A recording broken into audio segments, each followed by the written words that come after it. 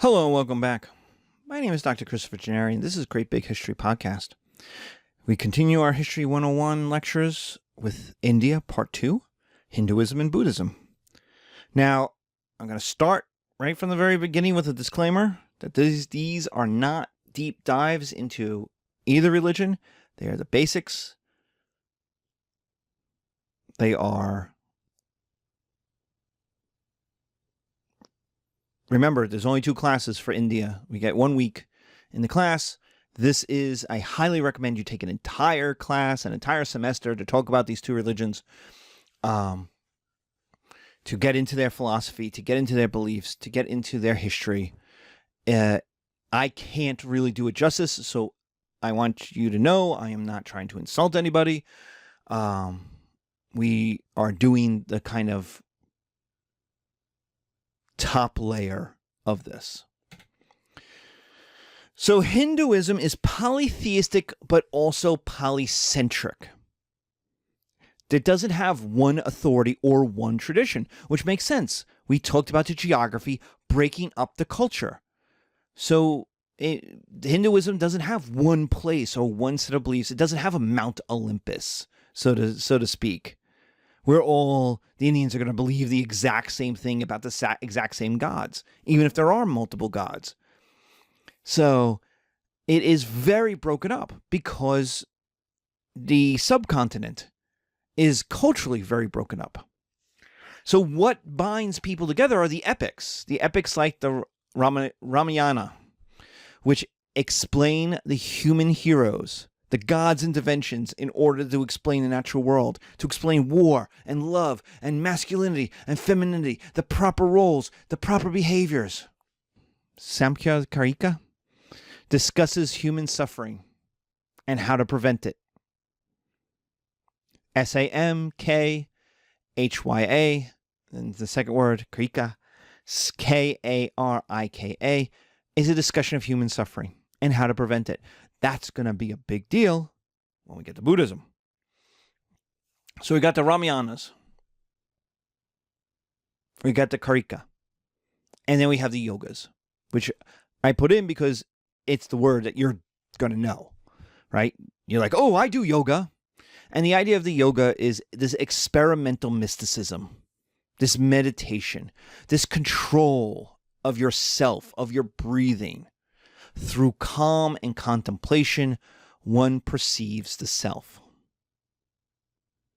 So it's control over one's physical body, but not the Greek way, which would be a philosophical concept where you know thyself, but in a physical way.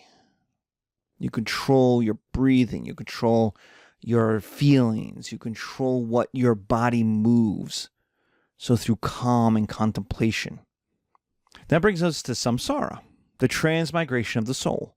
Now, we talked about the caste system needs a way for people to move up in it. And Samsara is that way. Your soul returns to the earth, but this is not reincarnation.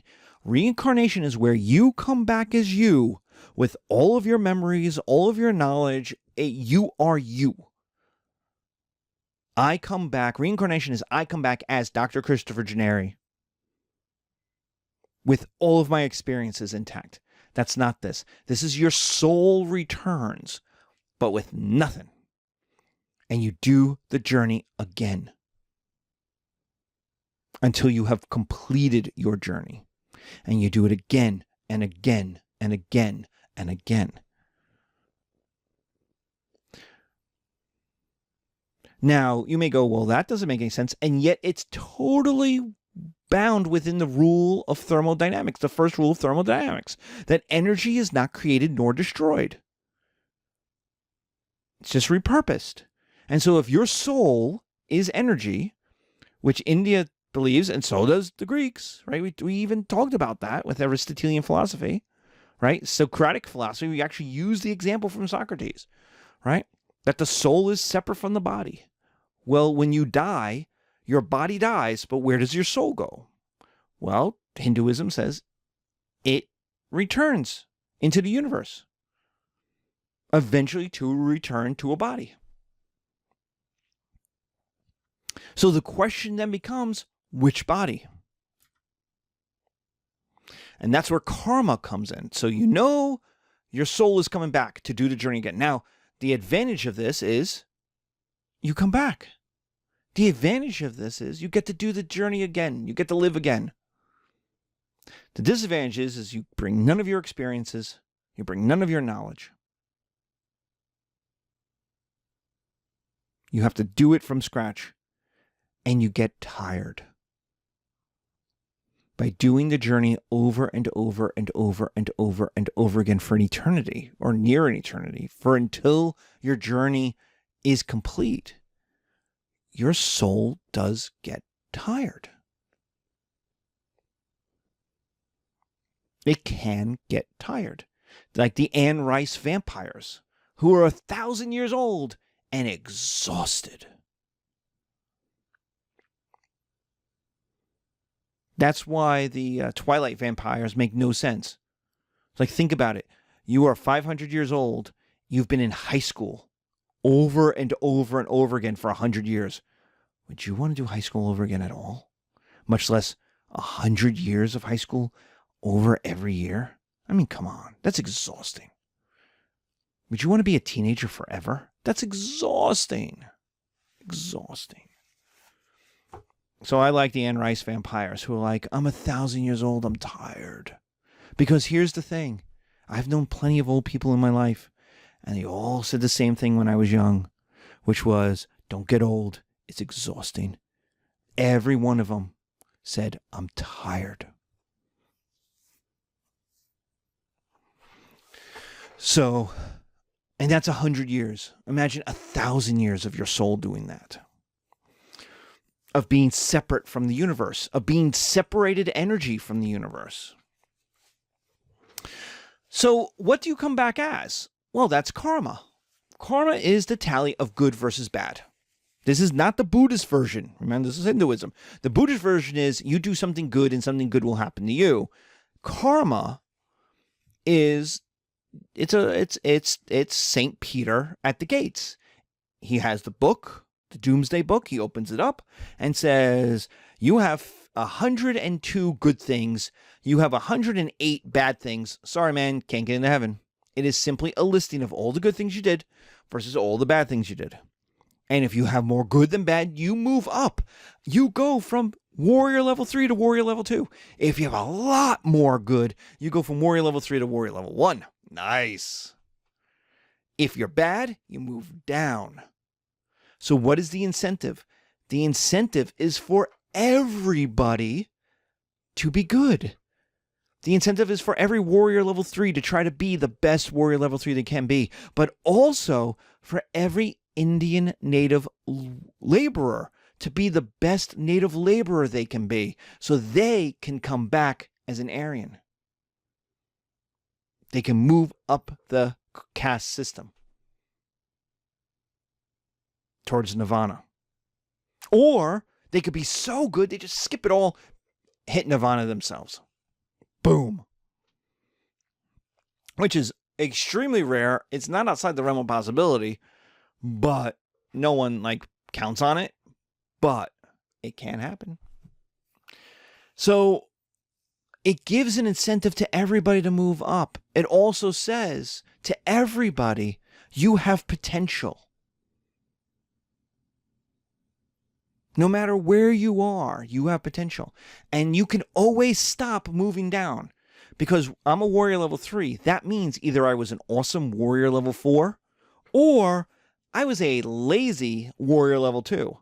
Well, now I'm a warrior level 3, and I can stop that.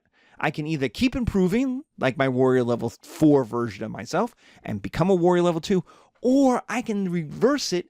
I can stop my decline from being a warrior level 2 to a warrior level 3, and boom, go back. So you always have control. That is the wonderful thing about samsara and karma, is since your journey is so long, since you're always reborn, even though you don't know it, but since your soul always comes back, you always have the chance to live your best life.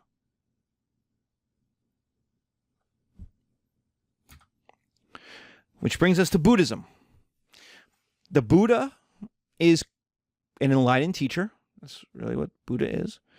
And his name is Siddhartha Gautama. And he is living on the earth around 500 BC, about the same time as Confucius. A little bit before Socrates and Plato. Siddhartha Gautama. Now, Siddhartha is, and this is important, it's kind of like Confucius, is a historical figure. We know about his life.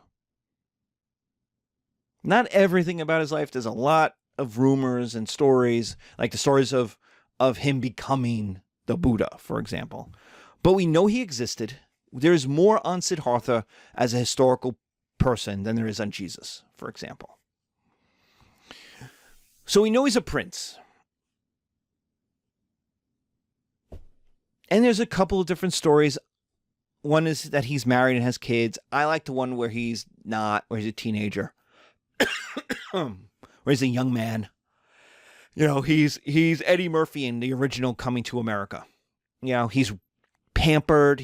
Everybody he hangs out with is a prince or are the servants working for princes, which means they live a decent life.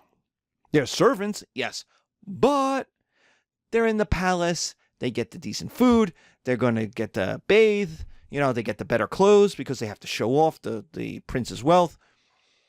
You know. And I like this. I like the idea because I know teenagers. I've taught teenagers for 20 years. That he is a very good boy. He's a very good boy. And one Friday night, his parents are like, "Oh, Siddhartha, we're so tired from, being princes that we're going to go to bed. You and your mother, me and you. Yeah, exactly. We're going to bed.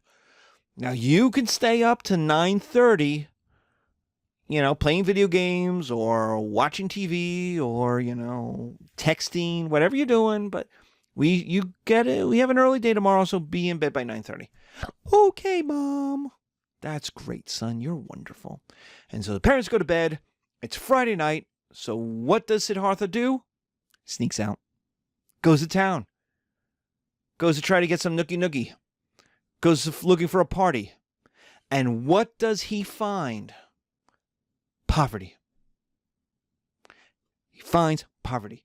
For the first time in his life, he sees sickness and illness and poor people. And he has a question. And that question is important. And it is why? Why do I have so much? And these people have so little. What have I done? I've done nothing. Siddhartha is at least self-aware enough to know he hadn't done anything in his life. He was the son of a prince. His wealth came from his position. His wealth came from his caste. So why do I have so much when in my life I haven't done much and these people have so little, and they work? Look at them. Look how hard they work. So he has the question, why? Right? He could be a history student, right, with that question. Now, what he does next is star, bold, underline, because it is the most important part of the whole thing. What he does next is he walks the earth for knowledge. Different stories have him giving up his inheritance. Different stories also have him leaving his wife and his kids, which I'm a little less keen about, at least the story is Jesus's apostles leave their wife and their kids, but Jesus doesn't have a wife or kids. Though I'm also of the opinion Jesus had a wife and kids, but that's a whole nother thing for a whole nother thing. But there's no doubt that the apostles do. I mean, it's in the text. But there are several different stories, and I'm more keen on the ones that he doesn't leave his wife and kids behind, And he walks the earth searching for knowledge. And this is the important part. Star this. He walks the earth searching for knowledge. Why? Why does that matter? This is our history class in a nutshell of asking why. Because, notice if you write your essay, you're going to love the word because he is rich enough that he could have hired the best teachers in all of India. Hell, he could have brought in Greek philosophers from across the ocean if he wanted to. He had enough money. The smartest people in Egypt. Zoroastrians in Persia. He could have brought the smartest people to him, sat them down and asked his questions. He could have brought knowledge to him, but what would that say about knowledge? It would say knowledge is for the rich. Knowledge is for those who can afford it. By walking the earth, by giving up his possessions and then walking the earth, he is saying knowledge is everywhere. It's Aristotelian. Though he's 150 years before Aristotle, don't get me wrong. But it's, since we talked about Aristotle first, I want to bring that connection. He does Jesus, who's 500 years in the future for Buddha, who's walking the earth on his ministry. Knowledge is everywhere. It's all around you. Knowledge is all around us. It's even in my bones. Baba, baba, baba. Right? Knowledge is all around us, which means anybody can experience it. So even though Siddhartha is a prince, he does not have a monopoly on knowledge. Knowledge is open for everybody. And that is the founding principle of Buddhism. That you cannot understand the entire philosophy without understanding it is open for everybody. It is accessible. You can find knowledge everywhere. You can find enlightenment anywhere. In fact, by saying there's one place to go is to miss the point.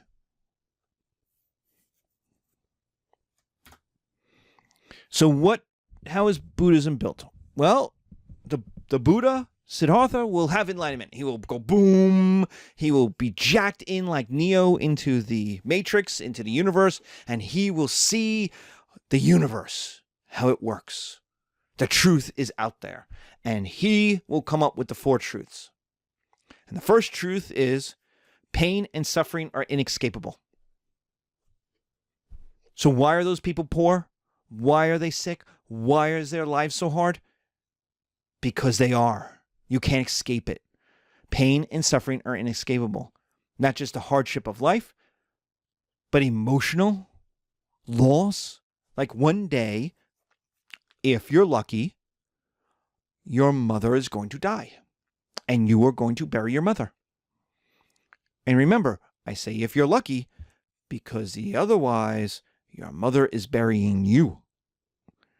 And there are no mothers out there who would rather that. Well, there are very few mothers out there who would rather that be the situation. So you will bury your mother. Is that day going to suck? Yes. No matter what your relationship is with your mother, that day is still going to suck. Why? Because if you have a good relationship with your mother, you don't have your mother anymore.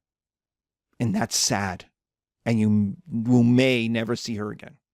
Notice Christianity is like, ha, ha, ha, ha. All you have to do is wait and be good, and you might. We have a place for that. But in Buddhism, you won't ever see them again. If you have a bad relationship with your mother, it means your relationship will never be repaired. She will never be the mother you wish she was. She will never say, "Oh, honey, I'm sorry. I was wrong. You were right. All those years that we didn't talk, I was stupid. I regret it. I was stubborn, and I missed out on so much. Let's hug. Tell me who you are. Tell me what I missed." You will never get that from them. they're dead. And so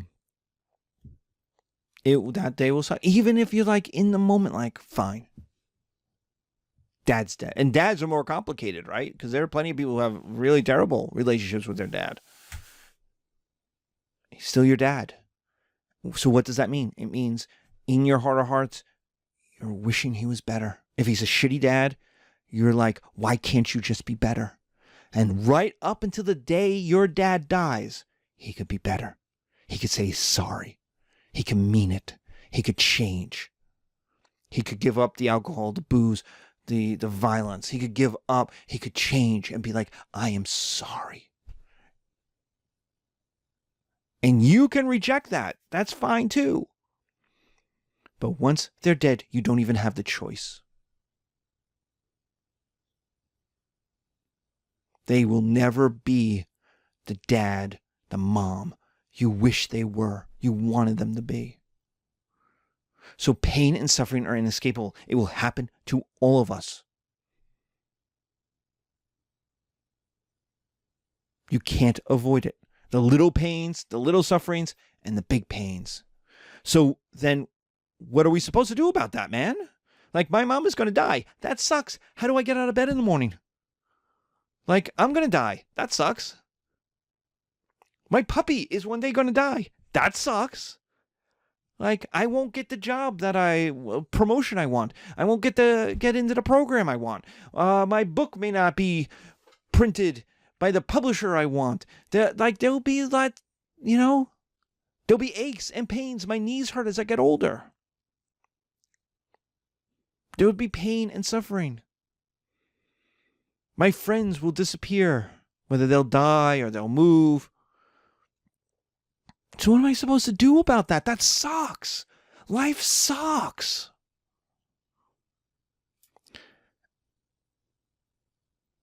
And the second thing is, well, why does it suck? Why does it hurt? Where does the pain and suffering come from? And it's caused by your attachment and your desires. It's my attachment to my friends that means it sucks when they die or they move away and I don't see them anymore. And I'm the last generation that didn't have Facebook. So like when my friends disappeared out of high school, like I never saw them again. They're gone.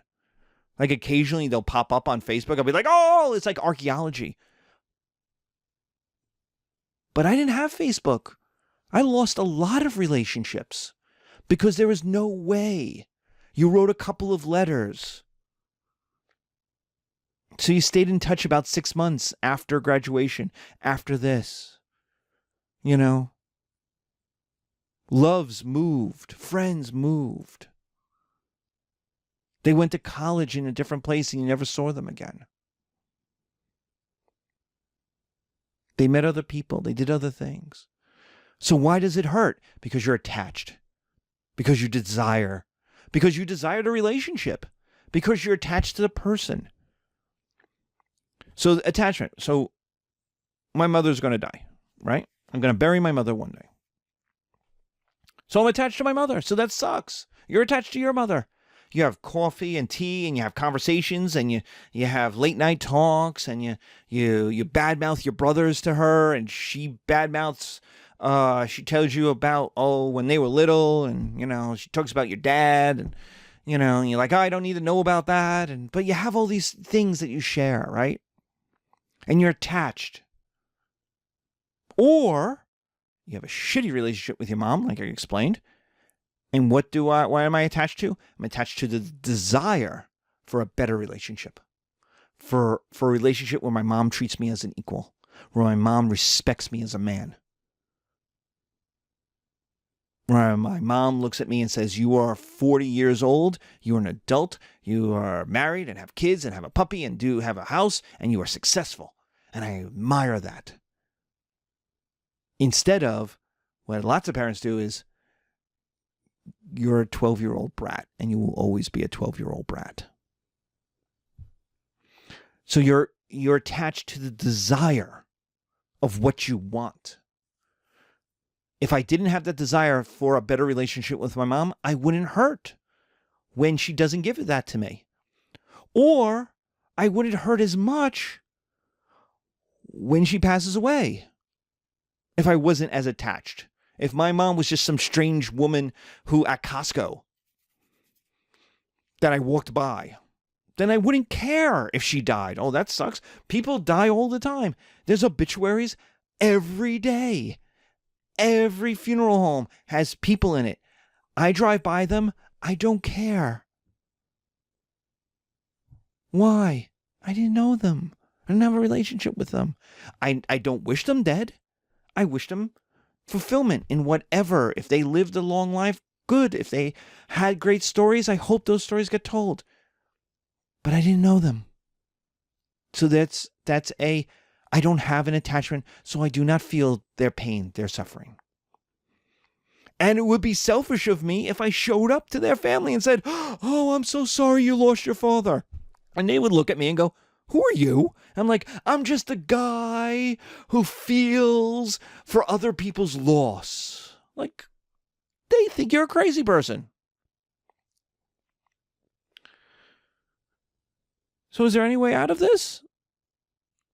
I have attachment. Do you not want to be attached to your mom or your dad? Like, or your kids? Like, that sucks. Like, so what's the solution to this? Remember, pain and suffering are inescapable. You are never going to avoid it. But can you minimize it? Yes. Knowing this, see, the thing about people is you can understand this. And this is what we call coping mechanisms. Right? You can minimize your pain and suffering because you can know what causes it. So my mother dies, and I say, well, she lived to be 90 years. Or if you're a Christian or a Muslim, she's in heaven. Right? She's living a better life. Or if she was sick, she's no longer in pain. Right? She has peace. Right? There's all kinds of coping mechanisms that you can minimize that. Hey, at least I knew her for as long as I did. And I was lucky that she was my mom. Right? You could say that. So you can minimize your pain and suffering.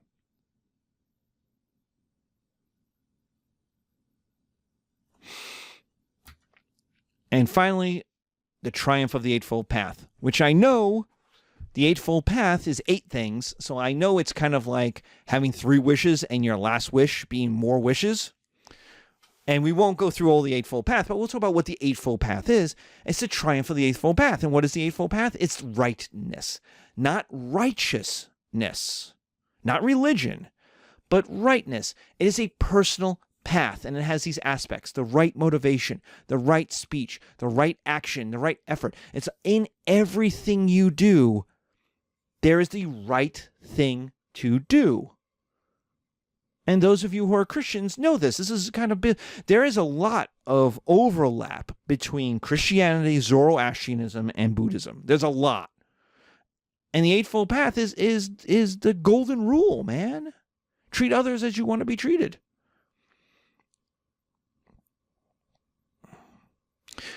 But what's important about this is it's personal. It's individual. It's your Eightfold Path.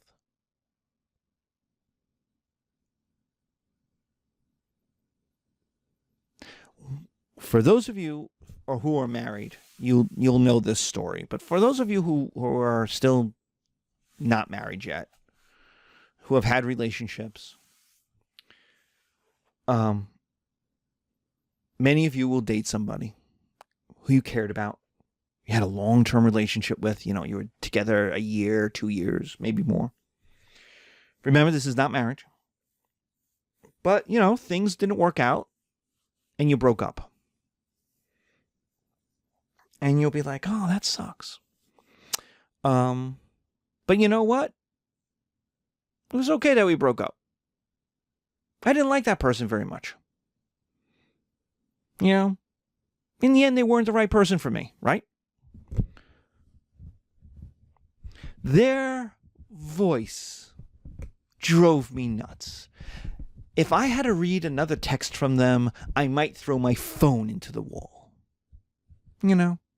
Those of you who have had relationships that started well and then don't end so well know what I'm talking about.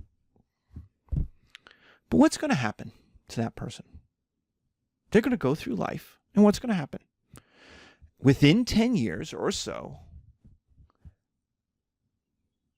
given the averages, they're going to meet somebody, they're going to date somebody, and they're going to marry that person. They are going to marry somebody who is going to look at them and say, "You are the greatest person in the whole wide world. You are so great. I want to spend every day of my life with you. And you are so great. I want to make a little version of you that runs around for the next 100 years. Because the world needs more of you in it." Now, those of you who have been at weddings also know this, that you, the old relationship, is the villain of someone else's wedding. Why? Why do I say that? Because the best man gets up and says, "Well, Doug used to date lots of people until he met Marcia. And Marcia we love. She's the right person for him. If he had married somebody else, it would have been terrible. But Marcia, it's great. Hear, hear." You have all these speeches. The mother of the bride gets up and goes, "Oh, Doug, we're so glad Doug came into our lives." Well, where was he before? He was dating you and driving you insane. But what if you had married Doug? If you had married Doug, you'd be ruining that wedding in the future by taking Doug away from all of these people. You are the villain at someone else's wedding. Because if you had stuck around, that wedding would never have happened. Think about that. So what does Buddhism say? Buddhism says, you weren't meant to be together. It's okay. Your paths, your eightfold paths came together for a little while, and then they separated, and that's okay. You will find your right path, and your right path is yours, not someone else's. And Doug is off on his right path, and he is marrying Marcia, and he thinks Marcia is way better than you. Remember, every conversation they will ever have about exes is, "Well, you're way better than my ex." Even when they say, "Well, my ex was a nice person, but you, Marcia, way better." And Marcia's like, "Oh, you are the greatest person in the whole wide world." Just wait till we make Doug Jr. I don't even want to name that version of you something else. I want everyone to know it's a second Doug. And that's okay. Because your path is different from his path and his wife's path. They're all different paths. To what? To happiness. To personal fulfillment. Now, I don't mean happiness as like, hee hee, ha ha, hee hee, I laugh. No, like when you ask, are you happy? No, it's personal fulfillment. That your soul is like on the right path. It's your soul is where it's supposed to be. Why were you two fighting all the time? Because you weren't supposed to be where you were. That's why. Now, I'm not going to say relationships are easy. Buddhism doesn't believe relationships are easy. But you were attached to something. You were with somebody way longer. Have any of you been in a relationship way longer than you should have been and knew it? Like, you knew this relationship was over and you just hadn't told the person yet? You were hoping like they might move to Massachusetts or Wyoming and become a cowboy? Like you're hoping they would just like stop answering the phone?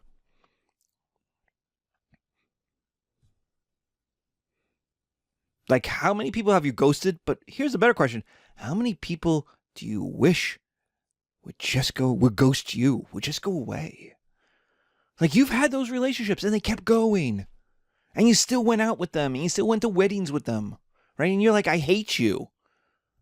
I don't ever want to listen to you tell a story about the time you and your brother went fishing back in Key West. I don't care. Oh. Yes, it ended with you hooking your own underwear and giving yourself a wedgie. Yes, I know. That's not a good story for you, honey. And you still went out with this person. Why? For like months or years. Why? Because you were attached to them. It was better than being alone, maybe. You liked having them around. It was someone to do something with. They weren't terrible. They just weren't great.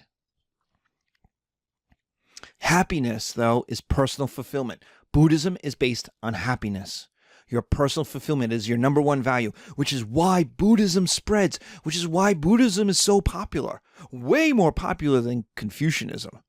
It's Buddhism. That's the popular one. Why? Because it's about fulfillment. Personal fulfillment. So that's an easy thing to sell. To convert people to explain to people. We want you to have less suffering and more happiness. Like, hell, man, who doesn't want that? That's therapy. That's psychology. And a lot of mindfulness. Notice on the Eightfold Path, if you're watching the video, there's mindfulness in there. Much of mindfulness is simply Buddhism. It's simply secular Buddhism. That's all it is. Being in touch with your body. Finding personal fulfillment. Controlling what you can control and giving up what you can't control. That's all Buddhism. So, in our next lecture, we will do the Mauryan Empire. We will do politics. So that's Hinduism. That's Samsara. That's karma. And that's Buddhism, the Four Truths and the Eightfold Path. And it's a lot of trauma for you having to remember your old boyfriends and girlfriends and knowing that at their wedding you were the villain. But you could take pleasure in that because that means you were important. Right or wrong, you were important, you know. So they couldn't have had that wedding with you. So think about that, you know. So be careful out there. Be safe. And it will be okay. That's what Buddhism says. Bye.